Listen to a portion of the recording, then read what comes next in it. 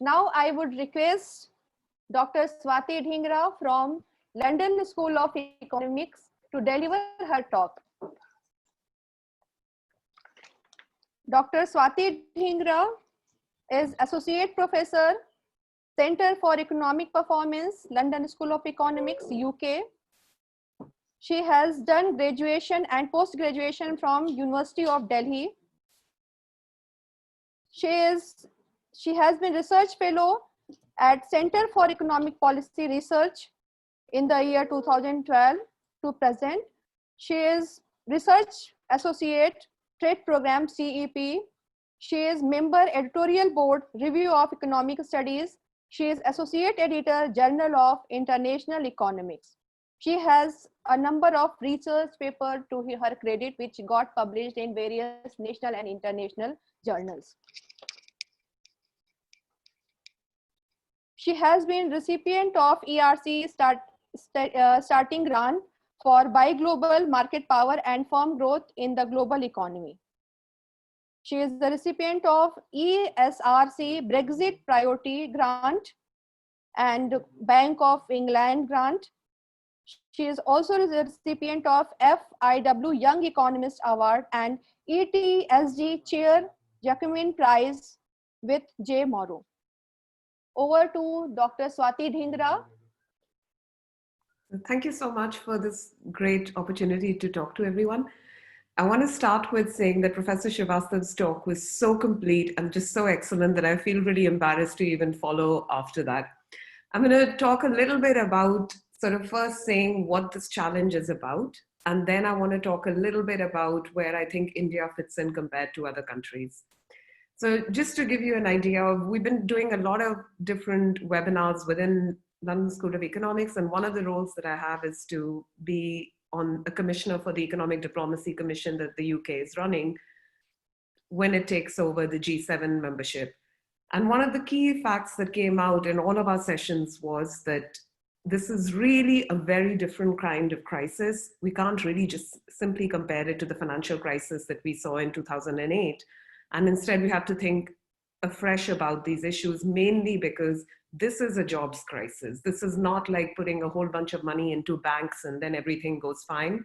This is really about jobs, and it's also about long-term job loss, because we're talking about trying to substitute any more machines for people, because people get infections and machines don't get infections, and that's where many businesses might go. That's the direction that we see the job losses become a permanent feature of the economy.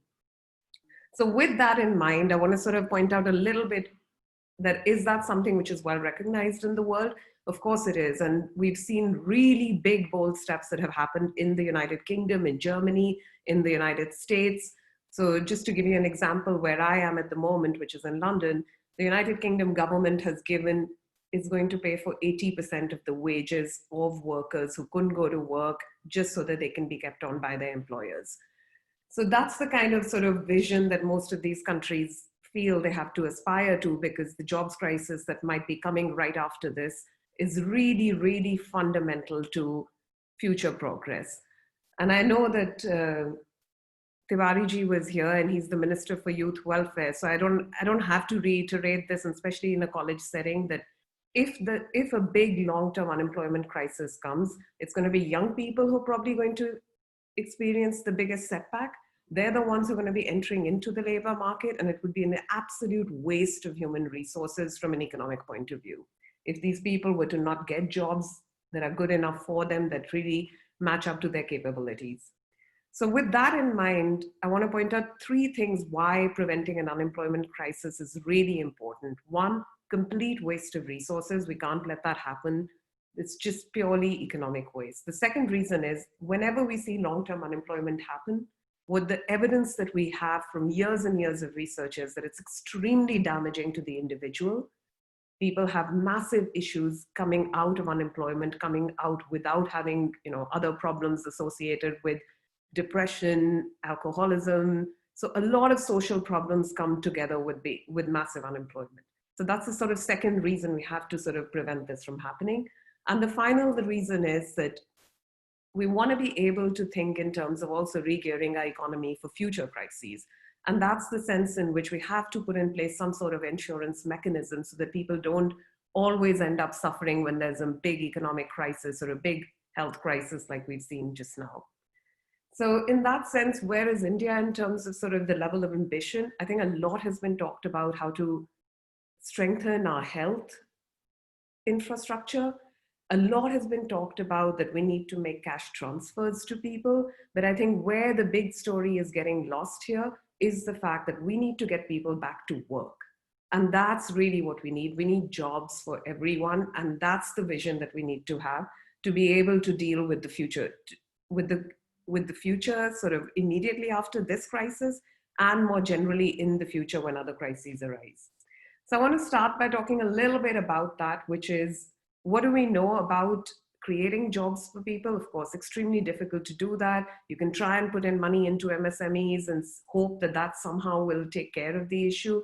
But of course, at the end of the day, we are a very pioneering nation in this respect.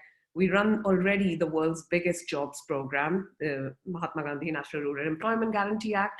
And what we've realized is that there are things about job guarantees which other policy tools like cash transfers, at least at the moment, are not able to satisfy. So one of them being, they give you jobs, they don't just give you money. So they give people a sense of well-being as well. A second reason is that job guarantees are self-targeting. A rural landlord and a really poor rural migrant both have access to a job under NREGA, but the rural landlord's hardly ever going to show up for 202 rupees to go dig a well. Instead, the poorer people, the needier people are the ones who are going to be able to self-target. And that's what we realized, that despite the fact that we've got Aadhaar cards now, we've got Jan Dhan accounts, at the end of the day, when the crisis struck, a lot of people still didn't have access to basic resources that they should have had, that any country which is aspiring to a $5 trillion economy should be able to provide to its citizens.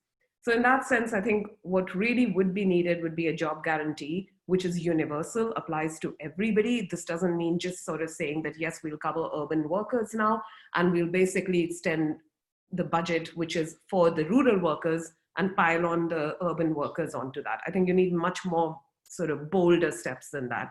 And it's not very expensive to do either. So suppose we go with the plans that the Confederation of Indian Industries put out, which is that give 10,000 rupees to every family, and then you're going to be up to about a 2 trillion stimulus package. Now, what's the problem with that? That's great if you can easily target everybody and you know everybody's accounts and you can fill that in with money. That still doesn't take care of the problem that these people won't have jobs. They'll just have a little bit of extra money. And the second reason is that we are not quite there yet. Our infrastructure is still not at the level that we can sort of have the complacency that I'm going to put money into somebody's bank account and they can take care of themselves. We have to sort of do better than that. And we need to sort of plug in these social safety net holes that we've created. And that's the sense in which a universal job guarantee will be able to provide both long-term unemployment, prevention from long-term unemployment, as well as job security to people. So one of the things we did in 2018, this was much before the crisis ever was even on the agenda, was to look at what happened, what is the desire for a job guarantee amongst urban informal workers. And what we find is that workers are actually willing to give up about 15% of their pay just so that they can have a certain minimum days of guaranteed work. That's the level at which they value job security or job guarantees. And that's the sense in which what we've done more recently after the COVID crisis has happened, we've gone back to the field and tried to resurvey people and also try to really target poorer urban informal workers. These are your rickshaw pullers, these are people working in small shops. And we try to ask them some of the same questions again.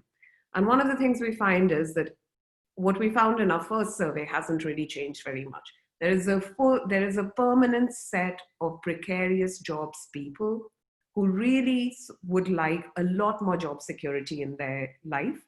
And they are willing to, once again, we find very similar results. They're willing to pay up to 15% of their income just to be able to get more security. Have our current policies managed to reach them? Not really. From our survey, at least what we find is that just about 95% of people have seen a drop in their income, which hasn't been made up for by payments from the government, from employers, or from other sources. So in that sense, the level of crisis at the ground level is still very deep. And to be able to get out of this crisis, we need really bold policies. We need to be able to commit, we have to make a pledge sort of 1% to 3% of GDP should go towards supporting the jobs program in urban areas as well as in rural areas. And that's the sense in which we'll be able to get out of this crisis without really having a complete waste of human resources. I'll stop there.